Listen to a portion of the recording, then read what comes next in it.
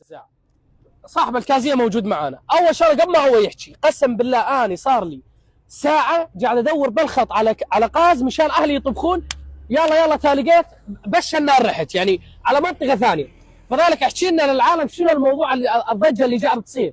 الضجه قاعده تصير، الماده مي موجوده. حلو، عرفت علي؟ يعني هسه اتينا بخط الجزيره كل حاجه تجينا سيارات تدور مازوت، ما بي مازوت.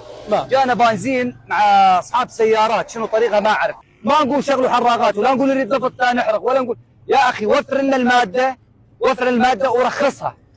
احنا اليوم هاي مثل كازيه، انا اليوم كان بيها شيء 8 عمال، اليوم عامل وموقف معاه ابن الصغير. ما بي عندنا ماده تنبيع، يعني عندنا بنزين.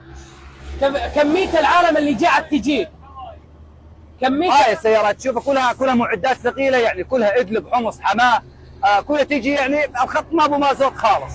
كميه العالم العيل اللي قاعد تجي تسالك عن غاز ايش قد؟ غاز للطبابيخ يجوز اليوم صار له مقطوع شي شهر او 15 يوم. يعني بكره رمضان، يعني بكره رمضان. انا من واحد الناس شايل غنيتي من الصبح وادور غنينا ما بي. بس يعني غاز للطباخ ما بي. انا احكيها النفط عندنا بظهارينا ولأهلنا ما عندنا غاز اللي يطبخون. يعني النفط وين قاعد يروح؟ طبعا احنا نوجه كلامنا للحكومه، للرئيس احمد الشرع. ما ندحج لا على وزير طاقه ولا احنا نوجه كلامنا للرئيس احمد الشرع، يوفر لنا الماده يا اخي. خلى مثل ما يقولوا يعني ويجعل العمل انت، واسال الوزراء. شوف الاعلام شلون، ترى خدير الزور يعني بالاعلام، يعني احرق الفيسبوك حرق، ما في استجابات خالص، لا حياه لمن تنادي.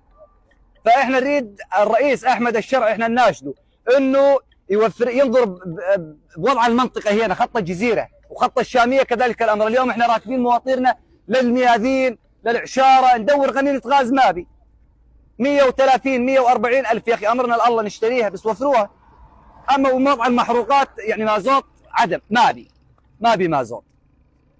فاحنا نريد يعني كان وزير طاقه ولا وزير اي، يعني نطلب من الوزراء كاملين انه ينظرون بامر المنطقه يا اخي، وفروا لنا الماده، ما بي ماده. لا حول ولا قوه الا بالله. هذا الشعب.